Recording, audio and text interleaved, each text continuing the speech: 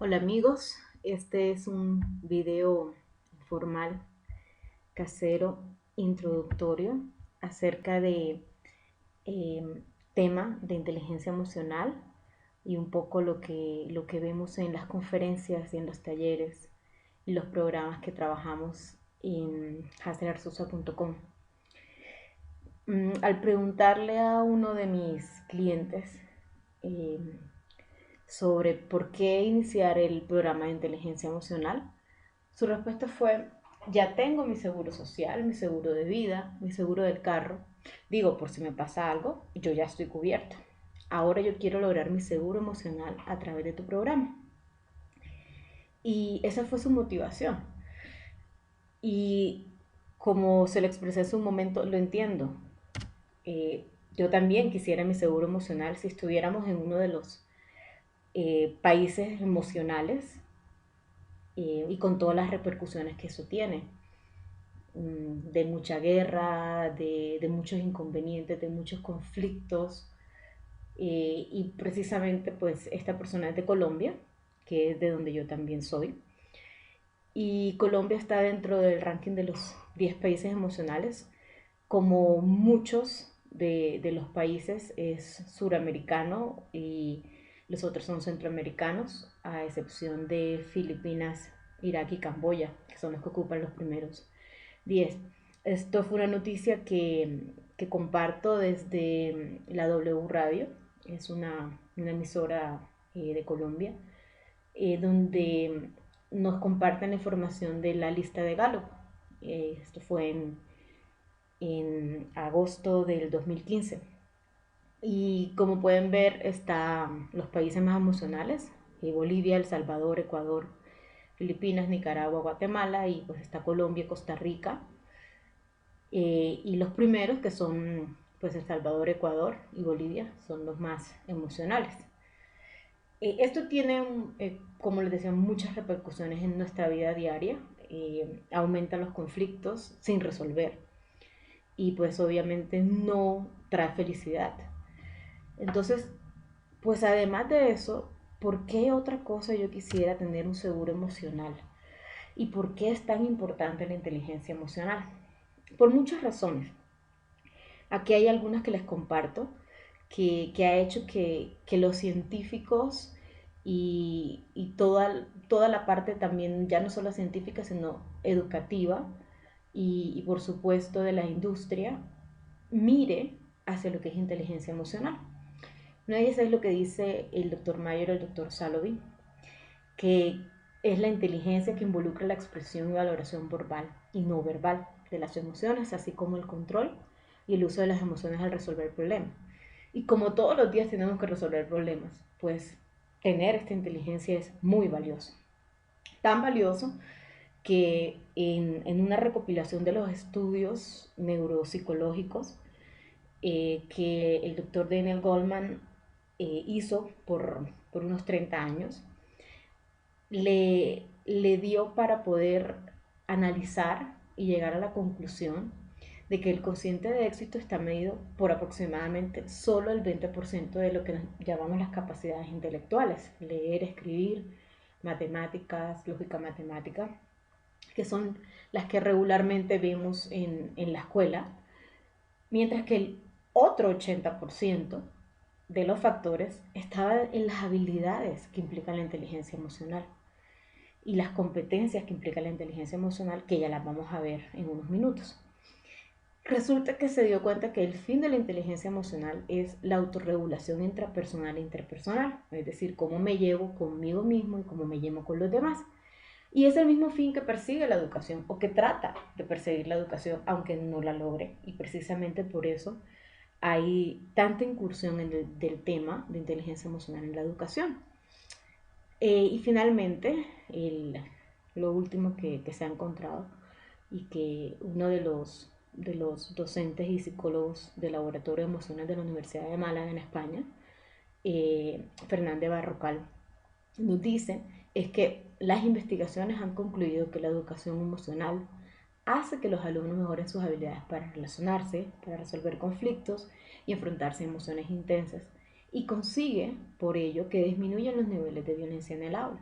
Si disminuye el nivel de violencia en el aula, pues también disminuye más tarde en la vida social cuando el niño se convierte en adulto. Y aún más interesante, resulta que los niños que tienen más inteligencia emocional son los mismos que sacan las mejores notas en lengua y matemáticas. Es decir, no son contrarias, no se oponen. Y si tienes inteligencia emocional, es muy seguro que te vaya muy bien en todo lo que es lengua y todo lo que es matemáticas. Entonces, pues la inversión está ahí, en hacerle una educación emocional. Y luego vemos la relevancia ya en la vida laboral. Uno de los estudios de Harvard Business Review en el 2012, que fue una revisión de, igual que hizo Goldman, de muchos investigadores en neuropsicología y en inteligencia emocional, encontraron varios detalles, entre ellos que los empleados más felices, que mostraban un nivel de inteligencia emocional más alto, reportaban un 31% más en productividad. Cuando la empresa contaba con líderes que los capacitaban, que los hacían sentir involucrados, que los respaldaban, que les mostraban su apreciación, que les mostraban que eran parte de un equipo y todo lo que implica hacer inteligencia emocional, porque es vivir la inteligencia emocional, pues reportaban un 31% más en productividad que en las otras áreas.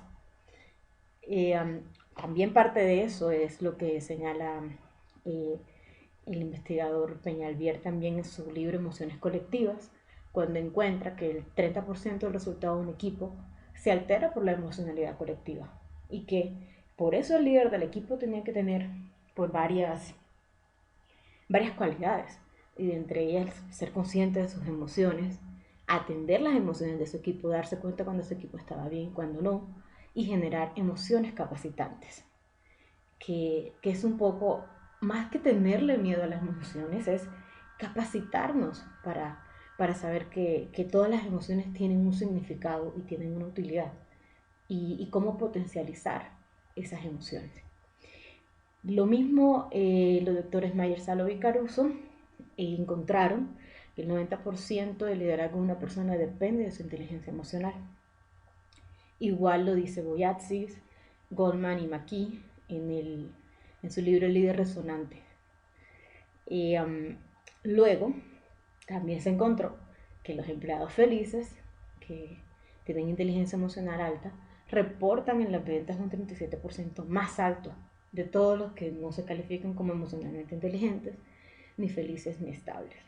Entonces ya no es solamente una cuestión de educación, de compasión, de convivencia en armonía, sino que también tiene un peso en nuestra industria, en nuestra capacidad productiva.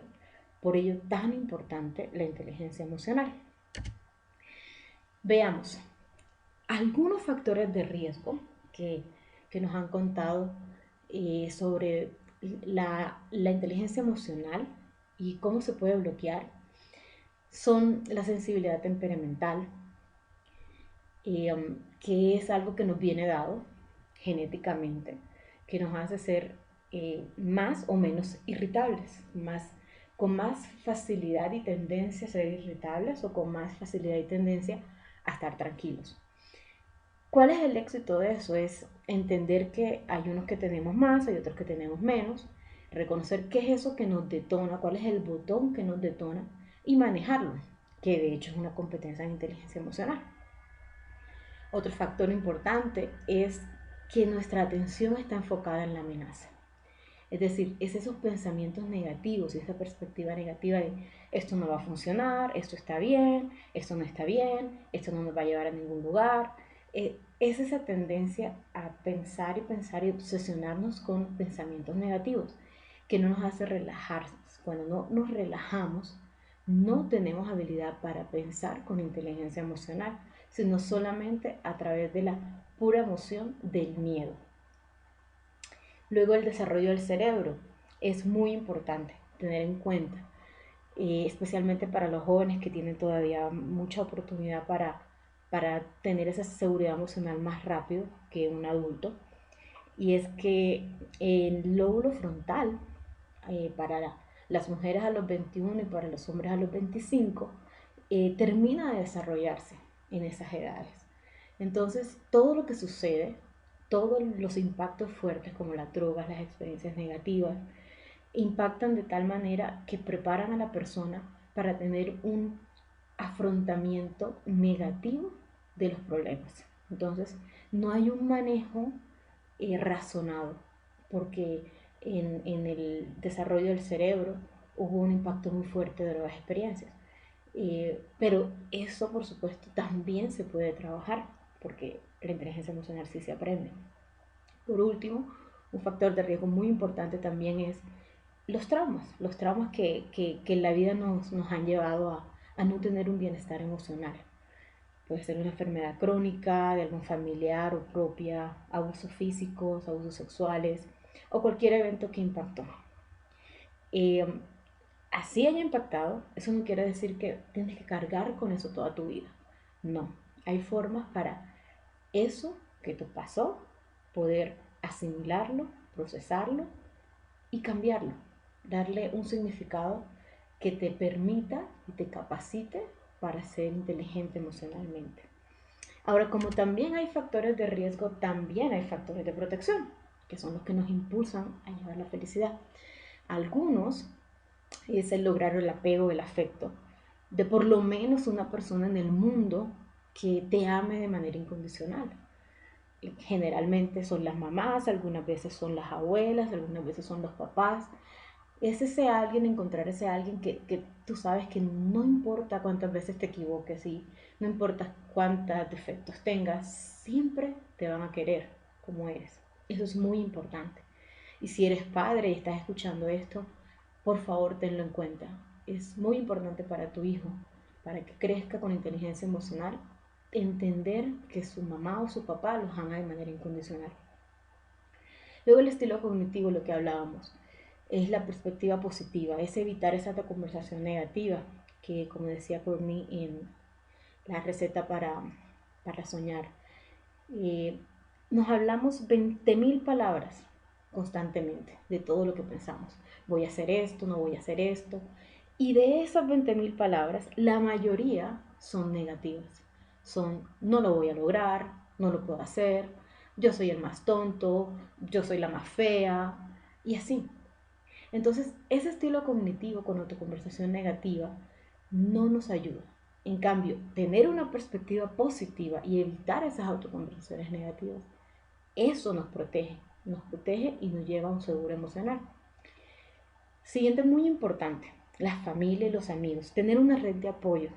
Eso no solamente por la parte emocional, sino también por la parte de soluciones de conflicto. ¿Cómo nos ayuda saber que contamos con una familia y con unos amigos que nos pueden apoyar? No solamente eso, sino convertirnos a la vez en un amigo o en un familiar con el cual los otros se pueden apoyar. Tanto lo uno como lo otro, ser red de apoyo y tener una red de apoyo, nos impulsa a la felicidad, a la seguro emocional. El sueño es muy, muy importante. Hay muchos estudios que demuestran cómo el no tener las horas de sueño adecuadas, que en los adultos debe ser de 7 a 8 horas, afecta al sistema inmunológico. El desarrollo del cerebro se ve completamente afectado y nos lleva a ser irritables, a generar mayor ansiedad, a la depresión y por supuesto disminuye el rendimiento en todos los sentidos, en el afecto, en lo laboral, pues es que simplemente no estamos bien porque no hemos dormido lo que necesita todo nuestro desarrollo cerebral y emocional para poder recuperar, asimilar y procesar. El ejercicio diario, por supuesto, muy importante. Ya no solamente porque previene la ansiedad y la depresión y fomenta el desarrollo del cerebro, sino porque además nos genera un bienestar físico y emocional por las endorfinas que se liberan al hacer ejercicio. Muy importante. Diario, por lo menos 30 minutos. La alimentación. Se han hecho muchos estudios y se ha encontrado que los carbohidratos refinados, como las pastas, los panes y el azúcar en general, no la fructosa, sino el azúcar que viene ya hecho por el ser humano, son potencialmente unos sí, disminuyen todo lo que es nuestro rendimiento cognitivo y toda lo que es la parte emocional. Nos llevan un poco a la depresión y a la ansiedad. Entonces hay que evitar este tipo de alimentos lo más que podamos en nuestro día a día. Digo, una vez está bien, en el fin de semana, dos veces en el fin de semana, pero que no sea nuestra fuente de alimentación, que trabajemos más en las proteínas, en las verduras, en las frutas. Y por último, el afrontamiento proactivo, es decir, saber que no nos podemos quedar en un problema, sino en buscar soluciones concretas, no buscar culpables, no buscar responsables, eso es secundario. Lo principal es encontrar soluciones concretas y ojalá que yo esté incluida en esa solución, que yo haga parte de la solución. Muy importante, son factores de protección para lograr nuestro seguro emocional. Pero ahora, ¿cuáles son estas competencias que nos llevan a hacer inteligencia emocional y cómo podemos saber si sí se aprende? Pues hoy en esta introducción vamos a hablar un poco de la primera, que es el conocimiento de nuestras propias emociones. Identificar qué factores nos pueden llevar como les decía, a detonarnos y volvernos personas irritables, ansiosas, depresivas. Eso es lo que vamos a ver un poco en esta introducción. Luego vendría la competencia 2, que es capacidad de controlar emociones, luego de que ya conocemos cómo las controlamos. Luego la 3, la capacidad de motivarse uno mismo, muy importante. Cómo podemos motivarnos para lograr nuestras metas. Luego el reconocimiento de las emociones ajenas, si ya conozco mis emociones, puedo entender que otras personas pueden tener otras emociones. Y cómo entonces poder manejarlas. Y ya pasamos entonces al 5, cómo podemos controlar las relaciones entendiendo las emociones del otro. Vamos a comenzar entonces un poco a hablar sobre toda la parte del fundamento neuropsicológico. Esto en la inteligencia emocional no habría podido encontrarse, por decirlo de alguna manera, descubrirse, trabajarse, si no hubiera sido por la neuropsicología. Desde hace unos 30, 40 años están trabajando los neuropsicólogos con los neurólogos y con los psicólogos, todos unidos, para, para poder entender la arquitectura del cerebro y entender entonces el diseño de nuestras emociones. Dentro de lo fácil para explicar, porque son muchísimos los estudios, pueden ser un poco complejos y un poco difíciles de leer por su lenguaje. Entonces, hay varios neuropsicólogos, psicólogos y médicos neurólogos que se han encargado de explicar un poco de manera dinámica y didáctica lo que pasa en nuestro cerebro. Uno de ellos es el doctor Daniel Siegel, con el cerebro en la palma de la mano, y un poco el doctor Mayer, Salovey Caruso y el doctor Goldman, un poco hablándonos sobre cómo podemos explicar lo que pasa en nuestro cerebro. Esto que está aquí se llama el sistema límbico, que es esta parte que está aquí, y es muy antiguo, y es la que compartimos con todos los animales, reptiles, aves, por supuesto mamíferos, eh, y esta pues su arquitectura, su diseño, pues es de miles de años. Y esto que está aquí especialmente es lo que nos llama la atención, la inteligencia emocional, el hipotálamo, las amígdalas, porque hacen parte de todo lo que tiene que ver con la memoria emocional. ¿Okay?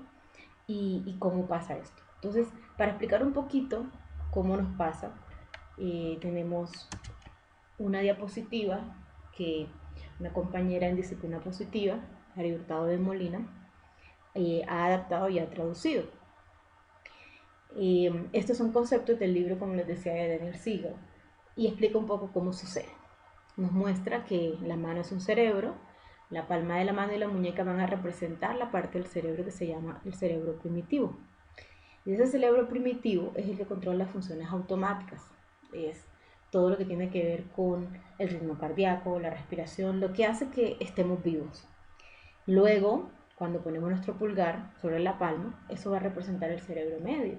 Y esa es la parte del cerebro que controla todo lo que son las reacciones de supervivencia, que puede ser pelear o huir, como la reacción. Entonces, podemos pelear o podemos huir cuando algo nos está amenazando, cuando sentimos que algo nos amenaza. Y ojo, porque nos puede amenazar no solo físicamente, sino emocionalmente. Una ofensa, una crítica que sintamos que nos humilla, nos puede llevar a pelear o a huir. Esa parte del cerebro también es, como les acabo de mostrar, la que guarda la memoria emocional. Son todos esos recuerdos de cuando éramos niños que nos hacían sentir temor, enojo, tristeza, desolación, etc.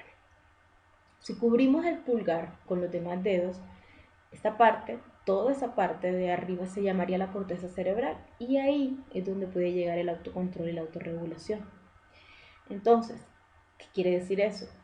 Vemos que estamos frente a un declive muy grande o un abismo muy grande y el autocontrol es mirar antes de saltar. Eso es lo que nos permite que no saltemos de una, sino que miremos. La punta de los dedos ya representaría el lugar donde se produce todo el pensamiento, toda la parte de razonamiento, la toma de decisiones, el comportamiento adecuado, moral y legal y toda la parte de toma de decisiones. Pues, ¿qué pasa cuando se bota la tapa? Es decir, cuando salimos de nuestras casillas, cuando perdemos el control. ¿Qué pasa? ¡Pum! Se bota toda la parte de arriba, es decir, no hay forma de razonar ni de hacer juicios fundamentados en la lógica, por decirlo de alguna manera, sino que simple y llanamente queremos atacar o huir. Entonces no hay pensamiento, no hay análisis, no hay habilidades para resolver problemas, todo se desconecta. Y lo que sale son todos nuestros recuerdos y sentimientos de tristeza, rabia, soledad, abandono. Y por supuesto cuando eso pasa, pues ya no fue momento para resolver. Entonces dos personas que están en esa misma situación no van a ser útiles para poder resolver problemas y no van a poder trabajar juntas para encontrar una solución en ese momento. Entonces, ¿qué pasa? Necesitamos tiempo, por lo menos contar hasta 100, respirar y relajarnos para poder regresar a la calma y reconectar con nuestro cerebro pensante y así poder pensar con claridad. Eso es lo que pasa cuando se nos bota la tapa. Ahora, las emociones no son negativas, todas las emociones son capacitantes, como lo dice la doctora Isabel Aranda en su libro Emociones Capacitantes. Ella muestra este cuadro que nos muestra las emociones, las acciones que genera y lo que permite. Emociones como la ira, el enfado, la molestia y la ansiedad nos llevan a protegernos, a defendernos. Emociones como la tristeza nos lleva a reintegrar todo lo que hemos vivido para poder tener una solución a algún conflicto o situación que necesitamos resolver. El asco nos lleva a evitar peligros, nos protegen. La sorpresa nos lleva a explorar a ver qué más hay ahí. La alegría nos lleva a afiliarnos, a unirnos, a estar contentos con nuestros congéneres. Y la aceptación nos lleva a tener resultados en los que hay cooperación y en los que se sale adelante. Esto es la primera competencia. Entonces, un poco concluyendo esta intro a la inteligencia emocional, un poco mirando cómo es que podemos aprender de la inteligencia emocional y qué nos podemos llevar con esta intro. Alguna fusión de estrategias neuropsicoeducativas, por ejemplo, tener el cerebro tapado o el cerebro destapado, ¿qué implica? ¿Qué significa eso? Significa que si tengo el cerebro tapado, puedo tomar decisiones y puedan darme una respuesta sólida. Pero si tengo el cerebro destapado, lo que vaya a salir de mi boca o lo que vaya a decidir en ese momento, posiblemente va a generar más conflictos. No va a ser solucionador, no va a ser un afrontamiento proactivo, sino reactivo. Sobre la autoconversación y la actitud positiva hacia los cambios. Tratar de entender que hay que tener el miedo al fuera porque es que no tenemos el control de todo. Pero sí analizar los escenarios, pensar qué es lo peor que podría pasar si pasa esto o aquello. Y tener un poco opciones A, B y C frente a esas situaciones que puedan pasar. Un poco hacer metacognición, planear, monitorear y evaluar lo que puede suceder. Un poco hacer autorregulación, autorrelajación, muy importante. Toda la parte de respiración profunda en el día, por lo menos eh, 2, 3 veces en el día, respirar por 6 veces eh, profundamente es muy importante. Saber que hay un tiempo sagrado para compartir con la familia o con los amigos que son nuestra red de apoyo y que tenemos que mantenerlo y crear ambientes retadores, sociales y relajadores diarios. ¿Cómo qué? Como hacer deporte, practicar el arte o ir a ver arte, hacer actividades al aire libre, la respiración, la risa, practicar mucho la risa, la yoga, el mindfulness y actividades sociales y de casa. Es muy importante.